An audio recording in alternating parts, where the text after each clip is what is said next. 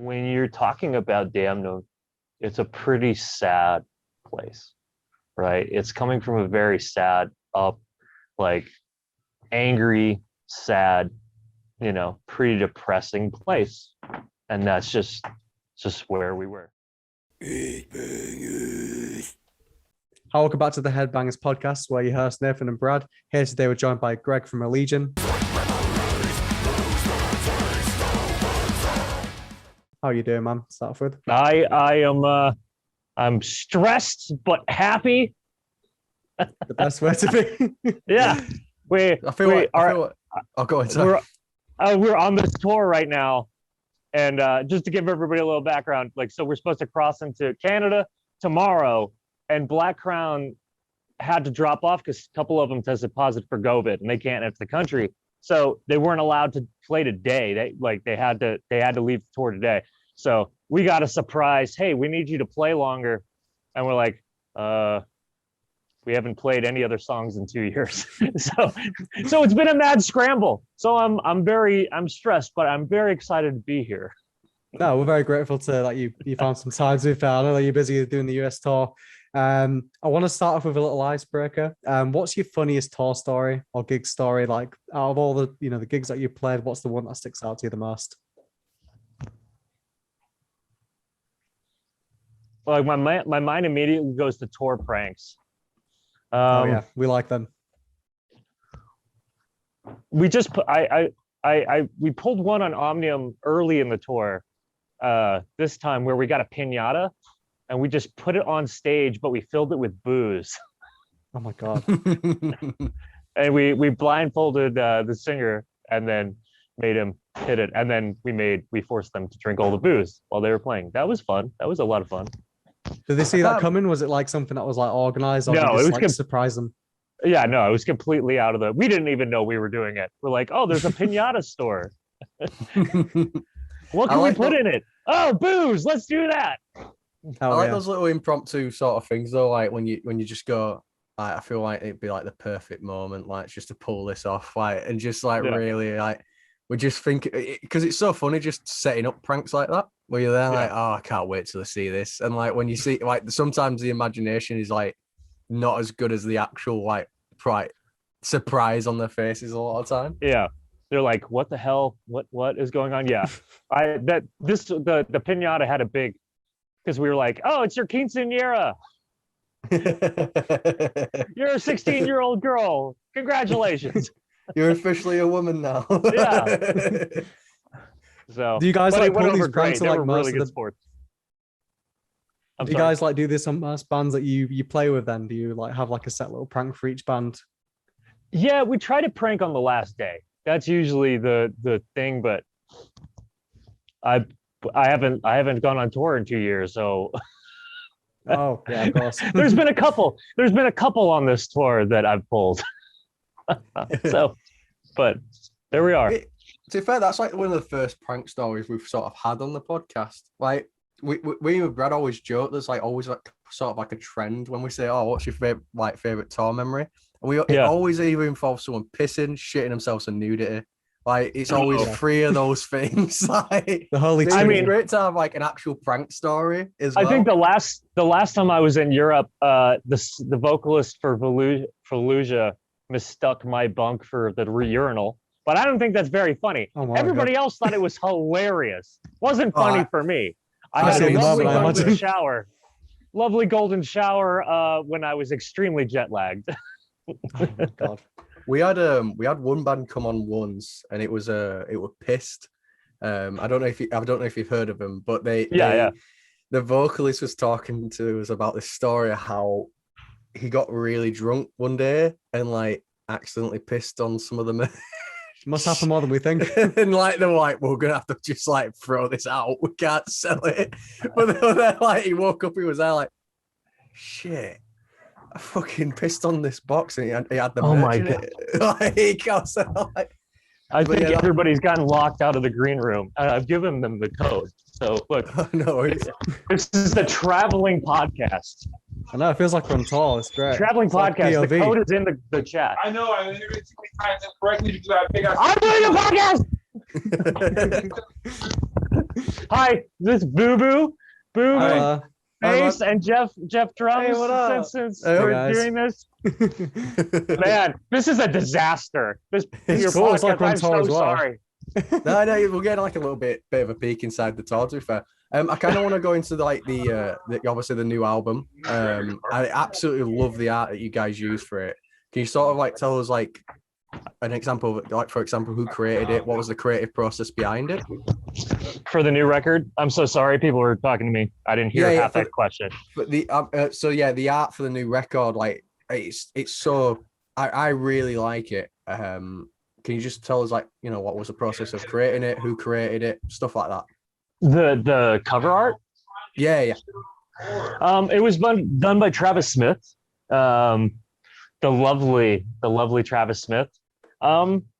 There was multiple ideas thrown around, and basically this was kind of like Travis's baby, because I think one thing we wanted to do was kind of have we wanted to bring back an old character, like have the guy from Fragments of Form and Function, our first record, on the cover.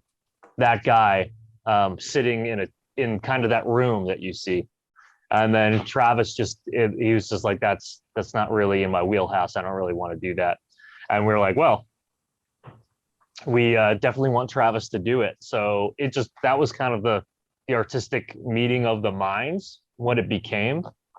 And I guess the idea is just to give you tons of shit to look at. Like, there's a lot going on in that cover. So yeah. It reminded me a bit of it reminded me of like the Rain in Blood cover by Slayer in a way, because there's like the little pieces of it, and there's so much like going on that you look in different directions, and there's like nice little pieces everywhere. So it was kind of cool. Reminded me of that a bit. That's not the first time I've heard that, which is good. Oh, really? I love that cover. Yeah. I feel like that's one of the best like metal album cover. In fact, I'd go on a limb and say it's the best, like, because it's just like it tells you everything that you sort of need to know about the album, like, straight away.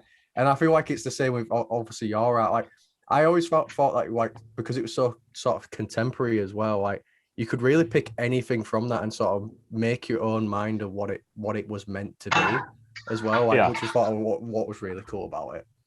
Yeah. Absolutely. So I mean, Damnum as a whole is undoubtedly a phenomenal album. You know, the soundscape that you create is very atmospheric, very brutal at times, but very melodic too. How do you think you go about like just creating that soundscape? Like, what makes a Legion a Legion? What's the secret formula that you think when you guys get together and make the magic? You know, there's not an answer for that. I think that, especially on this album, since everybody was involved in it, and that's never happened before. We've never had all 5 guys contribute to the writing. And I guess the decision was made because Mike and I, where we used to do it, where it was like I would write half the record, Mike would write half the record, or Ryan or whatever, and then everybody would just go and put their parts over top. And basically, how it's been described to me is that our sounds started to get super different, and it sounded almost like 2 completely separate bands. So basically, by having everybody involved, then it could knit together everybody's kind of style and make it a little bit more cohesive. And that was one of the main kind of things that we wanted to achieve with the record, was make a more cohesive record, instead of just like, oh, this is a Greg song, or this is a Mike song, you know, or this is a Boo Boo song, as he got his first song on Damnum. So yeah. Yeah, it's definitely a testament to that. I think you can see that there's multiple styles in there, but it does feel very cohesive, like you said. You know, there's always been like the black metal, death metal elements thrown in there.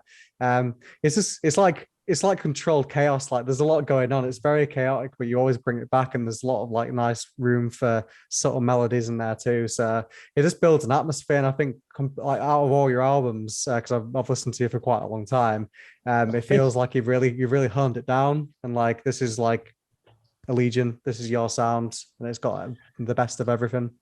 It's super weird how you said that, because I think like COVID was an odd time, and Oh trying to yeah. be creative in such an odd time, and then this is kind of how what came out of the period, and now it's just like, oh, people really like this, and then I'm like writing for the next record or whatever, and it's like it sounds more like old school stuff where it's like, oh, well, we'll have to like put it in the same kind of like melting pot from here on out, Mm. because apparently this is like working really well. People are really digging this, so it's going to be very interesting to see how we take what we did on this album and apply it to future albums. I'm more excited for that, just because it was, like I said, it was such an odd time to write this record. Then you know uh, when things are a little bit more streamlined, everything's getting back to normal now. It'll be interesting to take the kind of like old school way of doing it, but applying this new creative venture on top of it. So Oh yeah, Yeah. definitely. I feel Yeah. like in a lot like in a weird way, like because COVID obviously that everything stopped for 2 years. Like I yeah, feel like what we saw come out of it though was like a lot of bands where it's like, well, we're not touring. Let's just write and write and write and write. And like I feel like a lot of bands had a lot more time to sort of mull over on the material as well. It's like, like when it would normally go from like write it, record it, and then maybe play it live like a bit later on to see how well it does. I feel like a lot of people have been able to sort of sit back, look at it and go, oh, I really want to just change that bit and like really define the sound a lot more. yeah. I think there's a little bit of that. When we did Apoptosis, everything was so rushed, right? It was like, oh, you got to go do a record now because you're back on tour here, where it was like, oh, let's all get in a room together and just like dissect all your stuff. So like we presented the songs the same way we always did, but we'd never have five guys dissect it and go, let's do something different here, or bring back, in some of the arrangement stuff. Or after with the first one, some guy tries to write to something, he's like, I hate this. Rewrite the whole song, So yeah. Do you think it Yeah, like brought you definitely. guys together? Like, Sorry? from like doing, do you think like this brought you guys together doing this album? Like you understand each of those musicians like the more than you ever have in the creation. I mean, I would say, yeah, in a way, but I almost think that the touring that we've done has kind of brought us together, because True, I was not happy with how we did stuff, because I'm just the old guy, right? I'm the old school guy.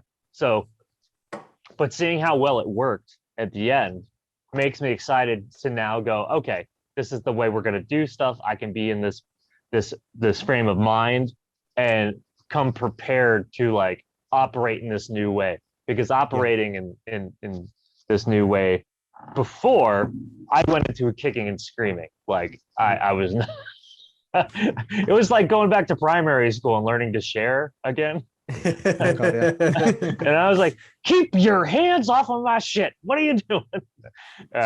So yeah, it turned out great, but it was a huge learning experience. Everybody else they had a better grasp on it, but just like, because I've been doing it for so long, I wasn't so keen to kind of like give up creative control a little bit. But yeah, no, that's fair. Definitely. I feel like I'm an egomaniac, friends. I can get like that as well. I agree. You can get like that, but I can also get like that, Brad. So don't worry. But like I feel like everyone sort of can be when you're passionate about something, and I feel like as well when you write a song, like it's like you poured a lot of work and hours into it, and if it like sometimes if someone critiques it in any way, you kind of like you can't help but to sometimes take it personally, but no, this is, it's like, or if you've got like one specific idea that you want to do, like it's very very hard as a like creative person to get out that mindset and go, no, absolutely. but this is my thing, like that, like I really see this one way of doing it, and like, I feel like it could work. Do you know what I mean? Like I feel like it's very hard for everyone to sort of get out that mindset, especially with like when you're doing a creative project. I like, that was me, but I also kind of took into mind, it's like, look, I've been here for 15 years. Everybody's here that because I have endless amounts of faith in their talents and everything like this. Just kind of like, Jesus, take the wheel. type thing, you know what I mean? And it turned out to be like, I'm extremely proud of our work together, and I'm feel completely fortunate to be in a band with these amazing musicians. So it, like, at the end of the day, it was kind of just like, all right, man, just like let it go.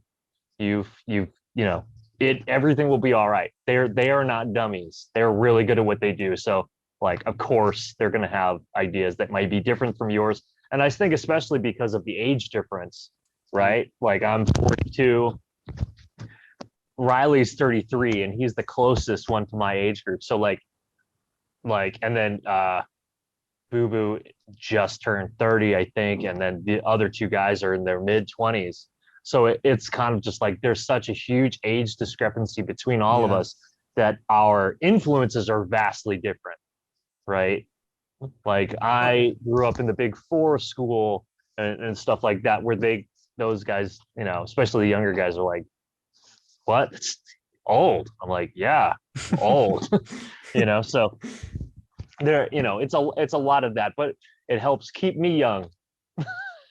I think it helps to keep the band fresh as well. Like Allegiant, Yeah. like the sound is just so vast and there's so much going on, very in depth. So you can tell that it's not just come from just one era of music or just one type of genre. Like, there's so much in there, but it's condensed nicely. So it's cool that you all collaborated and you just brought everything together into one. Yeah, I think it also kind of like it, maybe there's a little bit more mass appeal too, because it's not just one, like, I just want to play tech death, Yeah. And now it's like, oh, there's some melodeath in there. There's some like kind of like ambient stuff. Like, Mike is huge into ambient music, so there's like a lot of that going on in there. So yeah, wide variety. Oh yeah, definitely. And that was kind of one of the questions that we had as well. Like, of one thing that kind of struck us with this album is how technical it is, but as well as how catchy it is, and as well as like how many different influences you feel like you're pulling from. Like, do you ever find it hard to juggle these, or like how do you go about juggling these sort of influences as a band? Well, it's not really a conscious thing. Your influences are kind of your influences. So it's like, oh, this part that I wrote, it sounds like a Megadeth riff, or this one sounds like a Cynic, riff or whatever. So it's just like, what comes out of you is what comes out of you. And then what someone else contributes is like, oh, well, that part is super black metal, but it's the whole thing is really focused on songwriting and making sure that the flow of the songs really works well. So just because, like, you don't want to go from like a techie part to a black metal part if it sounds disjointed, right? Or it sounds forced. So if you can make these things kind of sound effortless, which is kind of the goal, like the song has to come first, right? This is the first record where there's songs where we didn't put guitar solos on, I think, 2 songs, Only Lawson and Called Home. There's no guitar solos. And it was just like, it doesn't need it. You know what I mean? Like that. And that was super different for us. It was just like, I just don't hear what I would put over that. So let's just leave it alone, So it's not really, your influences kind of seep into the writing as opposed to like they're put in purpose, if that makes sense. Oh yeah, definitely. Like, I feel like it's still good as well to have just that varied mix of, especially age groups in the band as well. Like, yeah, you've got like, I feel like when a lot of bands sort of are of a similar sort of age group and a similar backing, like, I feel like in some ways there's some people try to emulate the people. I think gradually whilst writing, you try to emulate the songs that you want to listen to. yes, and like, it's definitely good to have like that varied mix of people where it's like, I kind of like this band, and it'd be like, like a newish band. It's like, but there's a lot of fresh elements in there where it's like, oh yeah, I could definitely put stuff in there. Yeah, and it's really, I think one of the cool things about Allegiant is like, none of us like the same music. We're very, very different. Riley's huge into deathcore, and I can't really get on that train at all. Mm-hmm. You know what I mean? Like, it's just not my thing. So, but like, he's really into it. So when because he like, according to Riley, I don't know if this is true or not because I'm not a vocalist, but that's where kind of like the like really innovative metal vocalists are living nowadays. Like the guys from I think he says Sign of the Swarm and Lorna Shore and stuff like that. So he's really super into that type of vocal style. And then, where it's like I would never do that, by my own. So that it's a very interesting kind of creative melting pot that we have going on. So it's like, some like very depressing black metal gets thrown in, but like half of us are like, wait, what? Who? I've never heard of that, but who did this? It's like, oh yeah, who did this? All right, sure, whatever, we'll try it. Sounds fine, You guys pull it off really well though. Like the transitions between, like, you get like a black metal section, maybe a death metal again. It's like there's a lot of bands I feel like could attempt that and not pull it off very well, but like you guys just managed to transition so well seamlessly. Oh, thank you. Your guess is as good as mine. Definitely as well. Like I kind of relate to what you were saying though about how everyone isn't into the same sort of music, because like from being in a band myself, like I originally started off as as like doing like slam vocals and shit like that. Like so I originally started doing stuff like that. That's how I met like the guitarist Jordan. Like we started like this really shit slam project. There's nothing out there. I've made sure the internet's wiped clean of it. But he was more into hardcore, and then when we met the drummer Danny, he was more of a deathcore drummer. So like when everyone kind of came together in the same room, it was quite interesting what would come out, because it's like you've got all these people from opposing sides. Like I also really like black metal as well as like 90s death metal. So it's like you had all these people where it's like completely different genres. It's like play something, go. Play something. That dude, that's exactly what it's like. Which is great, I think it's really great, because and then there's going to be something. Ultimately, I'd love to have something that everybody would like, you know what I mean, just something for everybody. That's not possible, right? It's never going to be that way. Like the fact that we got clean vocals on the new record, I've heard it a million times. Oh, you got negative. I'm like, I don't give a shit. I like it. You know what? That's one of my biggest pet peeves in like metal as a whole, is when someone says, "Oh, you've got clean vocals." It's like, yeah, but I was like, it's so hard to switch from screams to cleans. Like, it's like when people say that, it's like you honestly like it improves a song when you've got clean vocals, because it shows how ranged and talented your vocalist is when they can do that. Yeah, like anyone that says anything like that, it's like, come on, man, it's like no offense to them, but they don't really know what they're talking about, because it's like switching from those two different sides of vocals is so difficult to do. It's definitely like it's completely different sides of the coin. I mean, and I think there's also a lot of I think that's mainly an American thing. Correct me if I'm wrong too, but it's we get it over here too. Really? Yeah. Okay. Yeah. Well, that's good. That makes me feel like more worldly.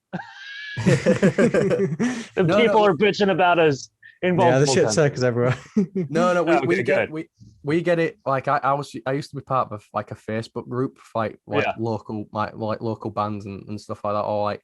And you'd find like, you'd get like a couple people that sort of like broke out of those like local groups, but like, and became really big.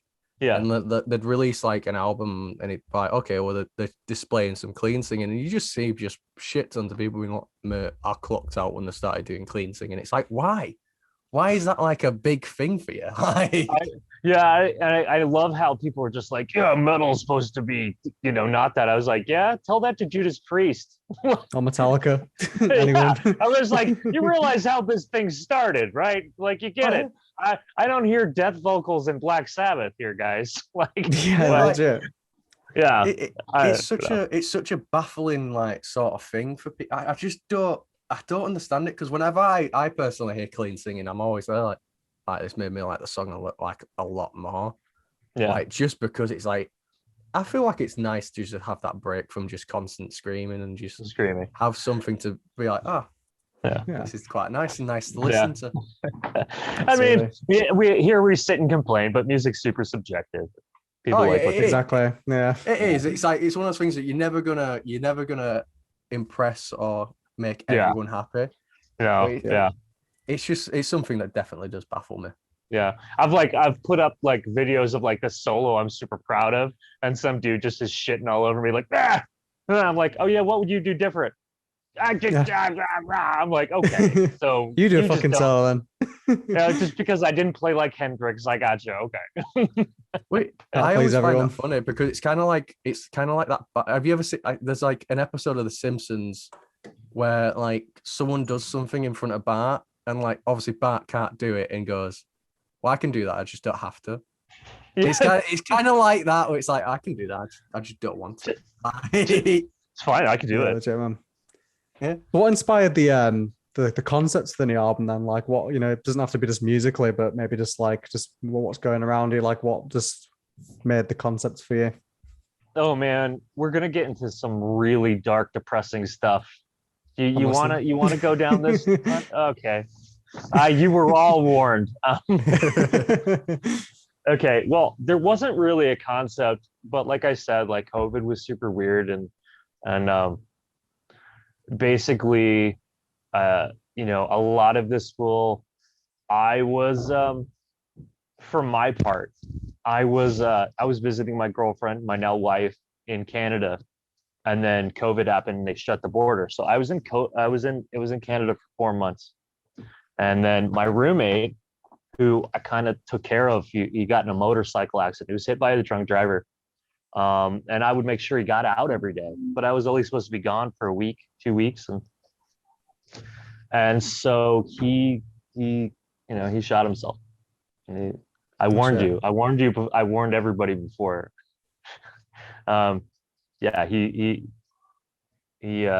took his own life, and then that started the spiral of, this shit usually comes in threes. And then a week after, one of Riley's old friends that he was in a band with, killed himself the exact same way. And then I think Boo Boo's father-in-law passed like a week after that. So we were surrounded by death, and it was just like, and not like pretty horrific. Like I got home and I had to clean up, some bad stuff. I'm right? very sorry you had to sort of go. Yeah, same Jesus. Yeah. So that, and then Called Home was, you'll see the lyrics of Called Home. It was kind of like, it's taken right out of his suicide letter, and like some of the experiences that we dealt with in that. So when you're talking about Damnum, it's a pretty sad place, right? It's coming from a very sad, like angry, sad, pretty depressing place. And that's just where we were. And then so you're dealing with all that, and people, I get that question all the time. Well, you guys didn't talk about science. It's like, well, when you're kind of dealing what we dealt with, we had other shit that was a little bit more important at that time than going back. It's nice that you got to honor them though. Like I guess the album can be a homage to that time in your life and just the people that it is surrounding. So I think it's nice that the album sort of does honor that. Yeah. If anything. Yeah. And it was it's kind of our therapy, a little bit. Yeah. So yeah. Sorry. I did warn you. No, it's completely fine. No, gonna go. Yeah. Let's take a podcast and just pass out Prozac with yeah.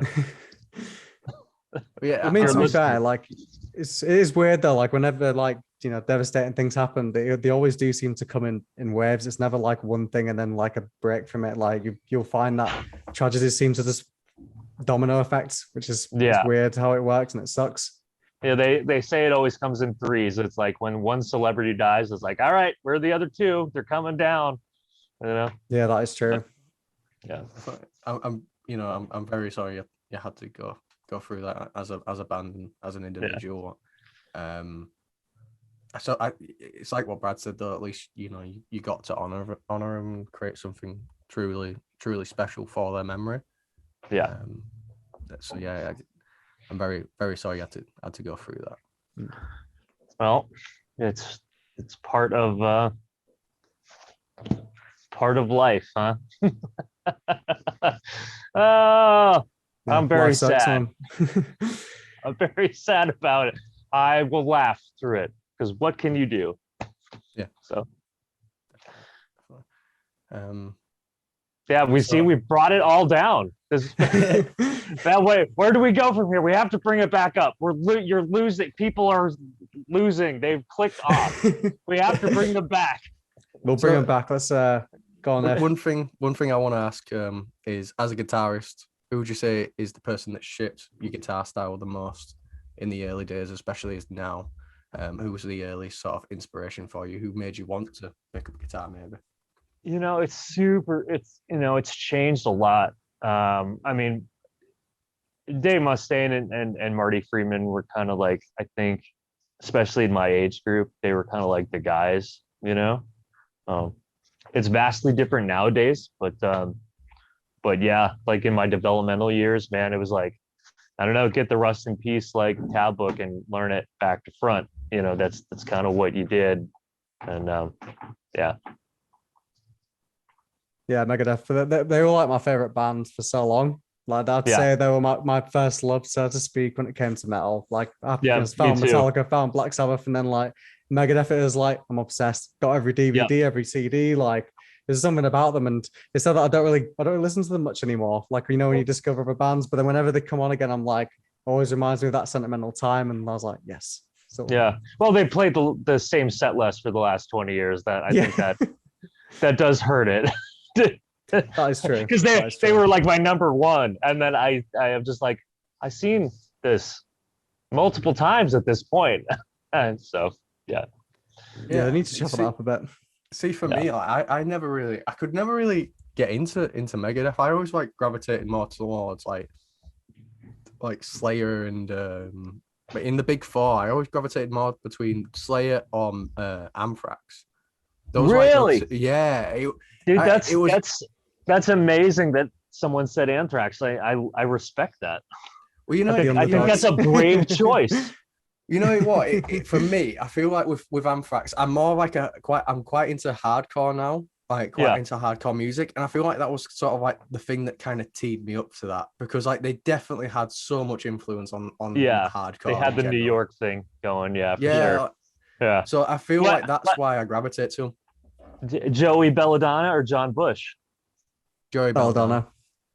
Oh, really? I John Bush. I'm Team Bush all the way. Oh, really? Yeah. See, I really like. I really like his just Joey's actual like presence and vocals, like more than George. Like I just prefer that. I don't know why. I think as well, one of the main thing that got me into Anthrax was the first ever vinyl that I got. Was like a limited release that they did a while ago. It was Keep It in the Family, and it had one other song in there. Was it like Pipeline or something? No, I can't remember what the other song was, but it was Keep It in the Family, and then this other track, and that was it on the record, and it was given to me as a gift. Does it Bring the Noise? Bring the Noise. I think it was Bring the Noise. Yeah. Okay. So like it was just like this really niche little record that I feel like not many people had. And it was given to me as a gift, so it had like that sort of sentimental value. I remember just like when I finally got a record player, just constantly like playing both sides and just constantly listening to it and really, really, really enjoying it. I feel like that was like before I'd go, my favorite out of the big four is Slayer and Metallica, and then after really, really getting into Anthrax, I was there like, nah, it's got to be Anthrax. Like, Ride the Lightning is one of my favorite like thrash albums, but I was there like Anthrax. Some of the they are so amazing, especially live. So I was there like, I feel like they overtook them. I love this story. I love this story. One, because I think you went with the underdogs, and and two, it's just that I appreciate any story that involves a physical product, because I feel like not many people will like have that experience anymore. There was like, when I was a kid, save up all my money, go to the record store. Dude, sometimes you just bought it on what the cover looked like. It's not like you could hear the fucking thing, right? And then it's just like when you scored, you scored big. You know what I mean? And I don't know, anyone that has a story like that involves like a physical, copy. I just love that. I would I say don't know. that Maybe I think it like me just and fills me with Nathan, memories. I think me and Nathan were on the back end of like physical buy-in to then when Spotify moved into play. Like I used to go to H&B and get like, physical CDs, and that's how I used to collect stuff. And that's, the sort of the embers to what was to come. Then Spotify came out and I lost that sort of love for buying physical albums until about a year ago when Nathan told me to get vinyls. And then now I've looked back, like I'm buying like vinyls more now, and I'm starting to see that that's probably the best way to listen to music, is just how the artist wants you to listen to it, just the full vinyl. I mean, I get the Spotify thing. I 100% get it. Oh yeah. And like, but I have so many good memories of just like saving up my money and blowing it, and then like, this band sucks, I just wasted a whole week's worth of money, and like throwing it out the window. Or you know what I mean? It's like, well, and some of my favorite records were like that. Or it's like Divine Intervention to this day is my favorite Slayer record, but it took me forever to like that album. I had to work at liking that record, and then when I understood the record, after I played it over and over and over and over again, because I spent my fucking money on it, I was going to get my money's worth. Then it became one of my favorite records of all time. Right. And it's like, now, I don't know. I mean, I'm sure that almost sounds like an inconvenience to people. And I guess it kind of was, but it just such a good, I don't know. It was such a, everybody has the nostalgia for the, like when they're younger, but like, that was such a cool time for me, It's the same for that Anthrax record that I've got, because like, so like the guy that gave me, he was some guy that I worked with. He's called Richard. He's really nice guy. And like, so I was an apprenticeship. I was apprentice for this company for years. And whilst I was doing my apprenticeship, I got really far behind. Like I kind of got like not fucked over, because I worked for the place, so I can't really say fucked over. Yeah, I feel like it was more like forgotten. And like Richard kind of came in, helped me a lot with like my apprenticeship. And like through just talking to him, like he found out I was into like metal and stuff like that. So he'd always talk to me about like really classic, like the Big Four and like really classic bands all the time. And he said to me, he went, "Look, when you finally finish your apprenticeship, I've got a present for you." So I was like, okay. So I remember literally like it was about months of work, passing exams, writing coursework and shit like that. And I finally got the grade back saying, you've got to pass, you're no longer apprentice, you're a full-time employee. Yeah. And he came in next day, he had the Anthrax vinyl, they kept in his fucking shed since like 1990 something. You know what I mean? He's there like, there you go, that's your present. So for me, it was like what also represents all the work I had to do to get that, as well as like just this nice work relationship that I had with someone. Yeah, that's awesome, man. That's a really, I love that story. Oh yeah. So on the process of like, passions and stuff, like what are your hobbies and interests outside of music? Like what do you get up to when the music's not playing, you're not on stage and you're not writing? Dude, what are you doing? I mean, I'll be honest, if I'm not playing music, I feel horrible. I feel really guilty, to be honest.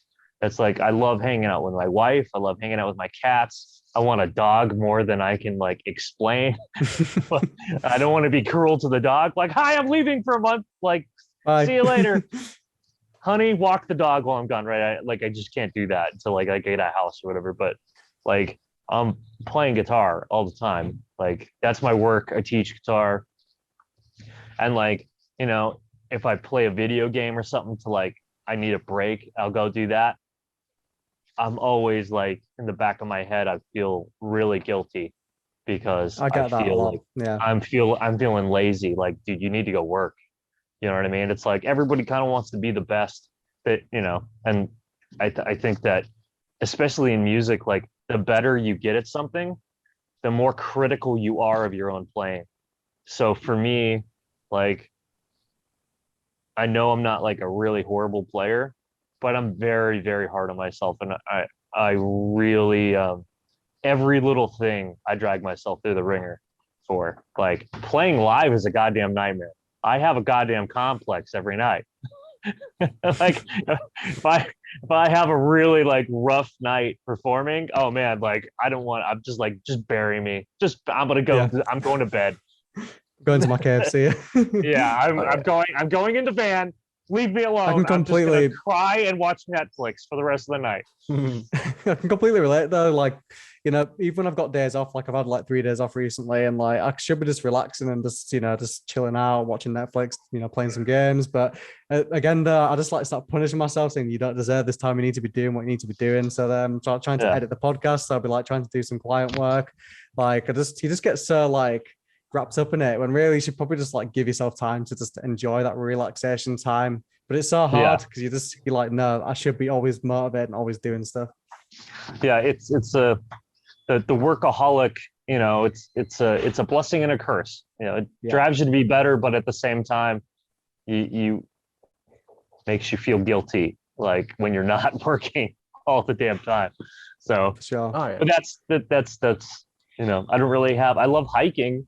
I don't get to do that much anymore. I moved, kind of moved to Canada. So, and then with COVID, I've moved within the last like year or so and everything's been locked down. So there's not been really to do it. I have no friends where I live.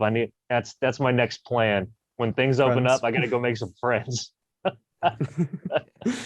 I'm completely on the same mindset as well. Like it was crazy that you actually brought that because me and my girlfriend started had a conversation about this recently.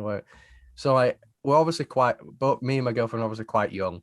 So my girlfriend's more on the like let's go out and like have drinks and stuff like that. And I kind of did all that shit when I was like 18. So I'm there like no, I can take it or leave it now. Like, been there, done that. Yeah. And I was kind of just saying to her, like, if I have like a weekend where I'm drinking on the Saturday, like I can't really think of like anything worse than being hungover on a Sunday because I said that means I work through the week, like that's those weekends. That's where I want to get real shit done. Yeah. So like if I'm drunk on one day and then hungover the next day and probably hungover the Monday because now I'm fucking getting them like really bad. But I said to her, that's just like days that I'm there, like I've wasted. I've not done anything. I've not been productive in any way. And if I'm not productive, I get really depressed.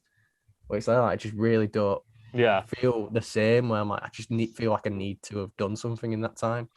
Yeah, I think that's becoming more and more common as the generations go by. Where it's like, I think people are starting to realize like, oh.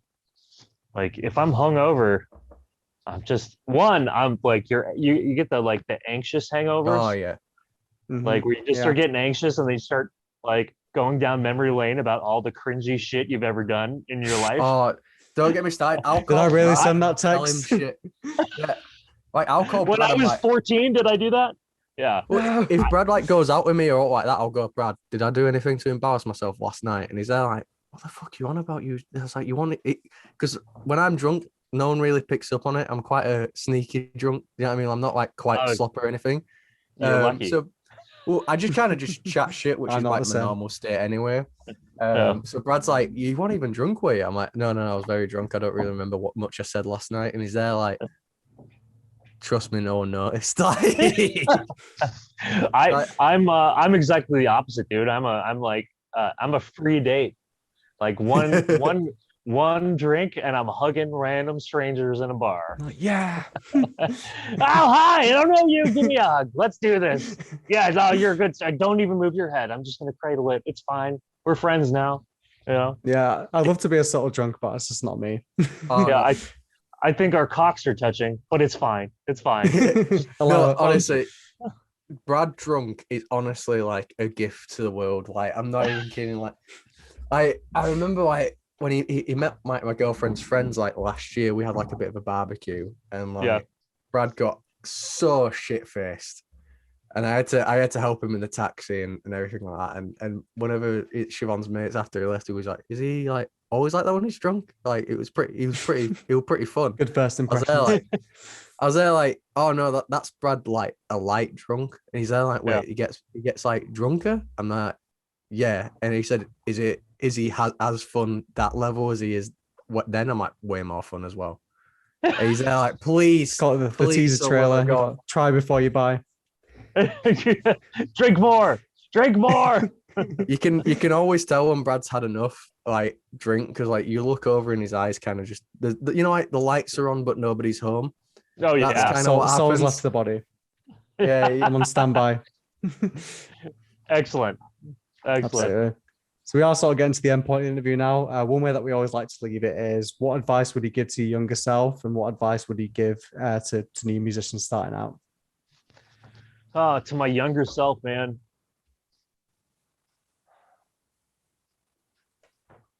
Oh man, I don't, I think I wish I had started using a metronome with my electric playing way earlier than I did, because as a classical guitar player, that's really how I started. I was using the metronome way earlier, and then when I went to the electric, it didn't even occur to me to bring it over, and I think that would have done a lot good.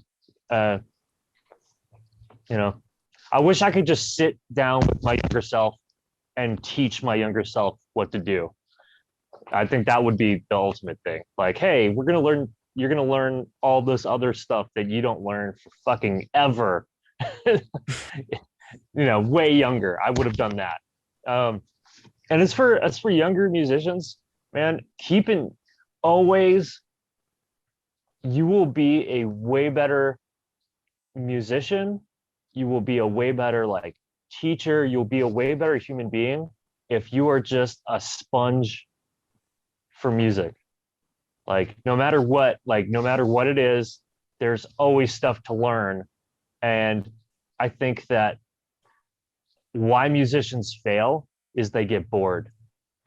You know what I mean? I think that's a huge thing. If you get bored, you get unmotivated, you don't want to do it anymore. There's so much shit out there to learn that you can't learn in a lifetime. But like if you continuously seek stuff out to learn, you won't get bored. You're going to keep up on your stuff. You're going to be a way better musician. And like it doesn't matter what you go into. You're going to teaching. If you yourself are taking guitar lessons, you're going to be a better guitar teacher.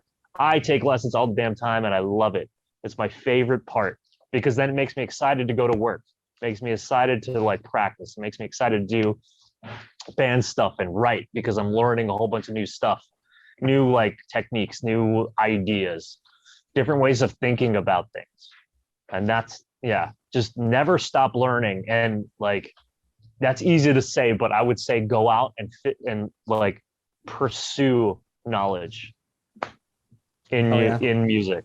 Yeah. No, I really like that. That's a good lasting statement, to be fair. So yeah, thank you so much, Greg, and thank you for taking your time out of your tour. Dude, thank you for having me. Thank you for being so understanding because this has been a rough start. No, it's honestly fine. Like we know that you've been busy, but honestly, you should be very proud of Damnum. It's a fucking sick album. You can put your heart and soul into it, and it's obviously paid off. Like everyone's saying, how much it's popping off, and it is. Yeah. So, I hope that I might see you guys. And is it Faces of Death tour? You guys are doing the UK, aren't you? With Rivers of Nile. Yeah, the UK is my favorite place. Where would you guys come? I think Manchester's our closest city that you guys are doing. Manchester is our closest. Yes, we live in Leeds, so like Manchester is just so much easier to commute to. I haven't been to Manchester in a while, so I'm actually quite looking forward to it. It's one of my favorite cities to play on this planet. It's great. Yeah, Manchester. I have a blast every time. It's just fun. It's really fun. It's quite crazy because I don't know if Brad remembers this, but do you remember a couple of years ago, Brad, when like we'd always have to go to Manchester to just go to shows? Like now we rarely have to leave like Leeds. The Leeds scene's really, Like it's popping that's sick. Yeah. I wish we could play in Leeds too. There's so many different places Next time. I want to play in the UK. Yeah. Oh yeah, Manchester easily has one of the best metal scenes in the UK. Leeds is getting to that point where it's getting so much better. There's so many amazing venues like Boom and everything like that. Really been putting on some incredible shows recently. Awesome. That makes me happy. If you're in the UK, go to the Faces of Death tour. It's going to be sick. Listen to Damnum. That's also sick. And also, hopefully, hey, and people in the UK, do me a favor and support Bloodshot Dawn, because I think they're one of the best bands from the UK, and like I don't think they get the credit that they deserve. They are amazing. So, and one of my favorite bands from the UK. So yeah, I've seen them before. They're fucking brilliant live. Yeah, awesome. Oh yeah. So yeah, really enjoyed having you on. Really enjoyed speaking to you. Well, thank you guys so much for having me. And thank you. Hopefully we'll see you soon. Care.